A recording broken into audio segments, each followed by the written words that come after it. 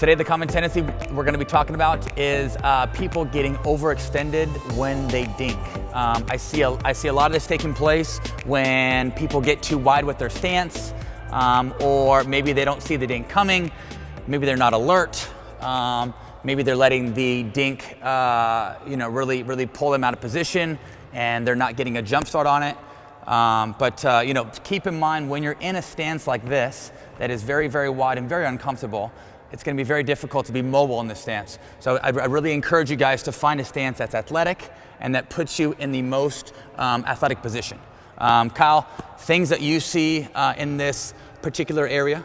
Well, yeah, I think you hit the nail on the head that a lot of it starts with the athletic stance, right? I think a lot of people feel like once they get to the kitchen line, they have to have glue on their feet, right? So the term that we use when we're teaching is we talk about being active stationary, which means that you're still owning this area here, but you're very ready and able and willing to move if you need to, right? So I think when we want to avoid overextending, really it's all about early preparation, realizing, making the understanding that if we do overreach, we're going to tend to use our wrist a little bit more. That's a no-no. So we want to have that imaginary bubble that we've talked about out in front of us. We want to be able to move that bubble early to where we're in the ideal position to hit the shot. We're going to implement using a ball in the armpit trick. The ball in the armpit trick forces you to really engage your shoulder, forces you to stay a bit more tucked in, forces you to make contact inside your bubble, and really just keeps this lever much stronger. So the first drill we're going to be talking about today is going to be forehand to forehand. I'm going to demo that. As Kyle and I are lining up here, we have two cones, and both these cones are lining up at our belly button. These cones are halfway inside the kitchen. So let's say the kitchen's 7 feet here. The cone would be about 3.5 feet, or I guess at that halfway imaginary line mark. So first drill here, forehand to forehand. He's going to aim for my right foot. I'm going to aim for his. And then we're going to reposition back in front of the cone. So it's really important to reposition and get your belly button facing back at the cone here. As you can see, if Kyle pulls me out of position, if he pulls me out and I tend to overreach, that's when that ball would come out of my armpit. So the main focus here is really keeping things tucked in, getting your feet in the correct position, focusing on making contact inside of that bubble. Next drill here, we would go left foot to left foot or backhand to backhand. Keep in mind, your guider or your main guider on your forehand dink would be your palm, and your main guider on your backhand dink would be your knuckles. Also, too, the paddle face doesn't lie. Okay, backhand to backhand or left foot to left foot. You will notice that the ball in the armpit, I guess just this general drill with it being on the backhand side, it's going to be a little trickier with keeping the ball inside your armpit. So you might have to implement some more knee bend, get your legs down a bit more. Very good. Beautiful. Okay. Next drill here. Kyle, I'm going to take us through figure eights. Okay, so next drill here is going to be figure eights. This is going to be the most advanced drill. So I would be going cross court. Kyle would be going down the line. Great drill to work on your movement. Great drill to work on keeping the ball inside your bubble. And we're being extra cooperative here. And keep in mind that anytime that we're drilling in general, think about there's nothing wrong with a good miss. You know, in this particular drill, a good miss would be missing high. It'd be missing a dink, obviously too high, forcing your opponent to have to take the ball out of the air, versus a bad miss would be in the net. Okay, ball in the armpit. I'm going cross court. Kyle's going up the line. See how we're making each other better here? Okay, I'm not trying to win the point. He's not trying to win the point either. Keeping things nice and tucked in. Take a look at the hand positioning, and look how the hand positioning stays nice and still. Sorry, nobody saw that. Okay, oh, here we go. Okay, hand positioning stays nice and still. Now we're going to change direction. I'm going down the line. Kyle's going cross court. You will notice that in this drill that the person going down the line is going to be doing a bit more movement. Okay. Beautiful. Okay, working towards being consistent here. Beautiful. Very good. So keep in mind, we're working on directional dinks. We're being cooperative. We're making each other better.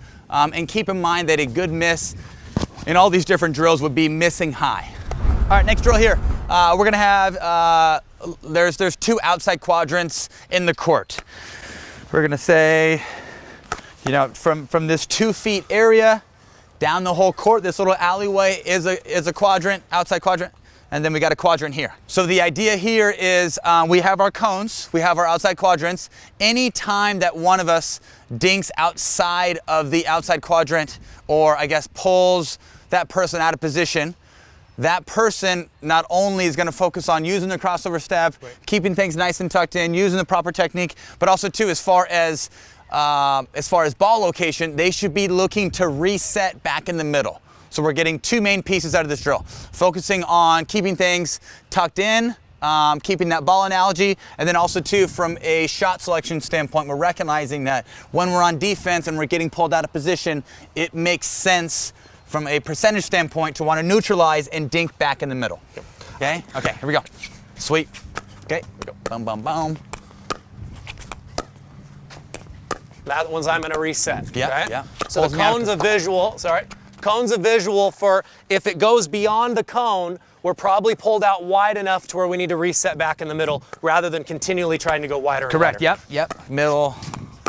Okay, pull them out wide, resets back in the middle. Pulls me out wide, reset back in the middle. Okay, pull them out wide, reset back in the middle. Pulls me out wide, reset back in the middle. Okay, pull them out wide, ATP. Oh, sorry. Okay. Little ATP action. Oh, he's so generous. I think another spin-off in this exercise is higher levels or lower levels. You know, there is value in dinking wide, but obviously when you pull them out of position and it opens up this little slice of the pie, there's not as much value in dinking wide. So I think we can put pressure on the person dinking wide and force them to have to dink in a select area versus going too wide, right? Absolutely, absolutely. And so I would say higher level, more experienced people, I would say one variation on this drill, I think the standard is we're dinking cross, right? We're trying to stay tight and tucked in and in good position.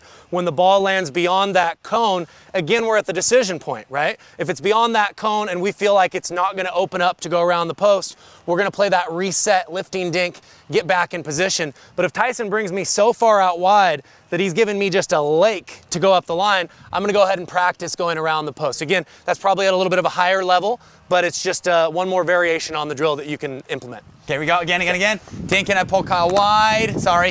Again, wide. Yes, middle. He pulls me wide. Oh, he's generous. Boom. Yeah! Very good.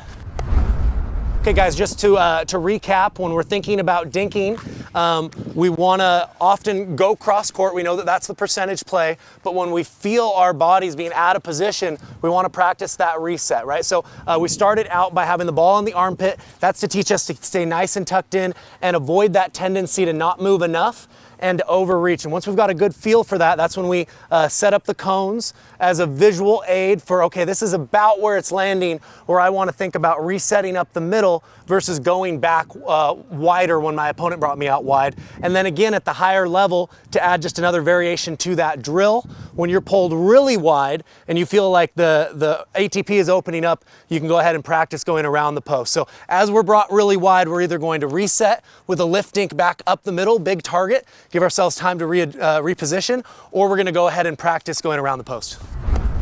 Okay guys, we're gonna talk about a game that has to do with a lot of us, you know, getting a little overextended on dinking, maybe reaching a little too much, maybe not getting our feet there. But the first game that we're going to talk about, we're going to have a ball in the armpit. We're going to dink back and forth, both forehand and backhand, or I guess both on the right side and the left side. But the main focus is just to dink back and forth and really keep the ball inside your armpit, make contact inside your bubble, but really to stay nice and tucked in. So a lot of us are guilty, especially as we play people who are maybe a little bit more aggressive with the dink, of not getting our bodies in the correct position before we actually play our dink. So we're going to be going ahead and putting the ball in our armpit again to make sure that we can't overreach and that we're moving and shuffling our feet to get in the right position before we play our shot. Okay, so first game here, you are not speeding up. You are not looking to be offensive at all. Your main focus is just moving in a unit and keeping yourself keeping yourself nice and stable with the ball being in the armpit. If the ball comes out of the armpit, you win a point. You could also win a point by your opponent either missing a dink in the net or missing a dink outside the kitchen. Okay, ready here? Dink back and forth. Okay, bring it, buddy. Got our T-Rex arms. Now, this feels very uncomfortable, but I kid you not, I never cast with a ball in my armpit. It forces my feet to get in the correct position. Kyle, tell me, how's your footwork right now? My legs are burning, I'll tell you very that. Very good, very good. I mean, your footwork should be heightened in this drill.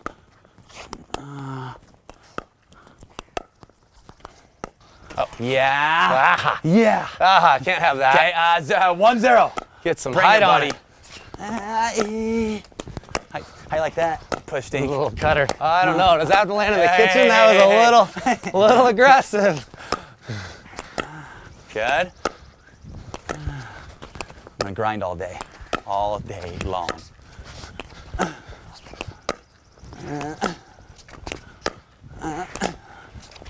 I'm not missing. It's not gonna happen. Well, you're gonna push one long. Very good. Let's go. Left side here, real quick. Okay, same thing. Left side. Here we go. Nice and tucked in. Now you might find this a little difficult to extend on your backhand. So I would say this is more of a lifting dink than it is a push. You're right. Make him hit a forehand. Yes. No. Very good. But that drill, every single ball that I hit was inside of my semicircle there. Second game is wrapped around. We're gonna have the ball outside the armpit. We're gonna play points out both ways cross court. And let's just focus on recognizing when we should speed up when you see your opponent casting. I think this is a game that is tied to recognizing or seeing when your opponent's off balance, or recognizing when you see that your opponent is scrambling or they're casting, and then you're looking to speed up whether it's out of the air or off the bounce. In other words, you're looking to capitalize when you're in control of the dink and exchange. A little cherry on top, if you can make the ATP around the post, you get 2 points. Get a little 2-point takedown. So really good idea, guys, something to work on as we're doing this this game. What I like to focus on is I'm aiming for feet. So I'm gonna try to put 2 or 3 balls in a row to maybe Tyson's outside foot, and then every now and then change it back up and go back to his inside foot. That way I can take him out of his rhythm, practice moving the ball around, but I'm not complicating my own pattern so much to where I'm gonna start missing way too many dinks because I've got too much going on. So practice 3 to the outside foot, 1 to the inside foot, or 2 to the outside foot, 1 to the inside foot. That way we're moving our opponents around a little bit and working on that skill too. Yeah, a little added variety with the patterns is good, showing your opponent different looks, aiming towards that inside foot, forcing them to feel uncomfortable. And I think too, just like what Kyle said, just not being complex with your patterns, right? There's already so much stuff going on here. Let's focus on simplifying and not so much changing direction, but more so just changing feet. Keep it going cross, but just alternate feet. Here we go. You're not going to win anymore. I've called you out now. Now the real Tyson's starting now. Starting now.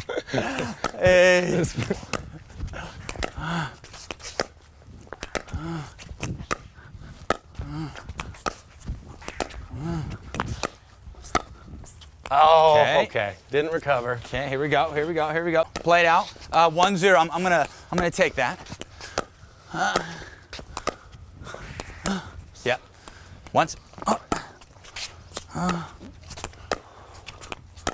yeah.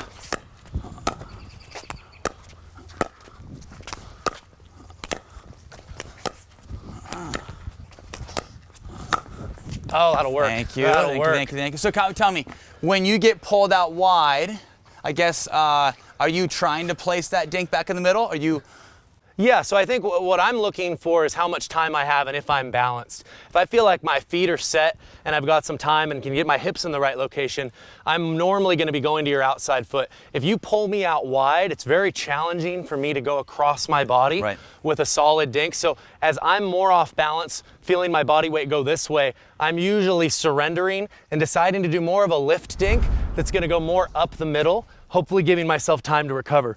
On the last point, part of the reason Tyson was able to win the point is my lift dink got popped up a little bit too high. If it would have had time to bounce, I would have been able to get a step further over and been able to take away that attack for him. But because I popped it up a little too high, he took advantage of that. So it is your job to clean up the mess in the middle when you've been pulled that wide and you've popped it up middle, correct? For sure. I mean, if I'm you in that situation Right. and you see me sliding and getting extended out here, you want to be licking your chops and expecting that there's a very high likelihood that I might give it a little bit too much. So if there's ever a time to really be on that line, looking to use your lean and make that target as small as possible for your opponents, is if you see them scrambling, you know you're in control, and we want to make them have a nice small target. I like it, like it. Let's go here, over here.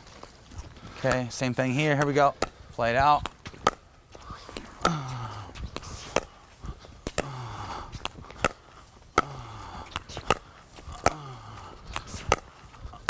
I got it, here we go. Pretty good. Pretty good.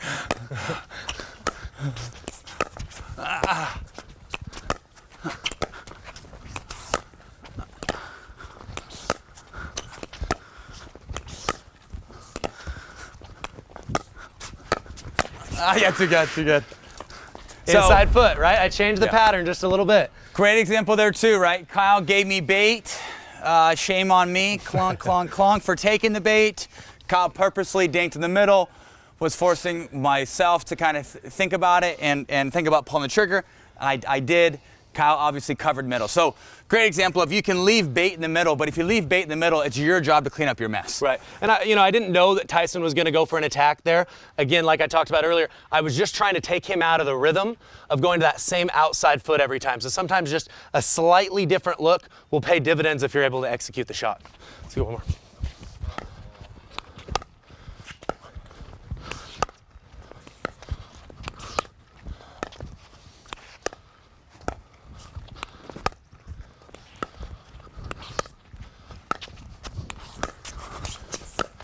Sorry. That'll work. All right, guys, game recap. The main focus was not getting overextended. The first game, we put a ball inside your dominant armpit, and we said, hey, dink cross court. Dinks have to land in the kitchen. Main focus is getting your feet in the correct position, making contact inside of that bubble, and not letting the ball come out. We played it both forehand side and backhand side. Second game was rally scoring, playing points out cross court. Anybody could attack, but you were more so attacking when you were in control of the Dinking exchange. Maybe you pulled them out of position, or you got them to be overextended, but you were recognizing and then pulling the trigger off of that sequence where you were pulling them out of position, getting them casting, and then they gave you a ball to work with. So I think the big thing on the second game, guys, is we know that we're having to do a lot with our legs to try to keep from overreaching and getting out of position. But the other thing is recognizing when we're in control and when our opponents are potentially reaching or scrambling, that's the time where we really need to be leaning in, making their target as small as possible, and expecting that these are the high likelihood times that we may get a pop-up and an opportunity to be aggressive.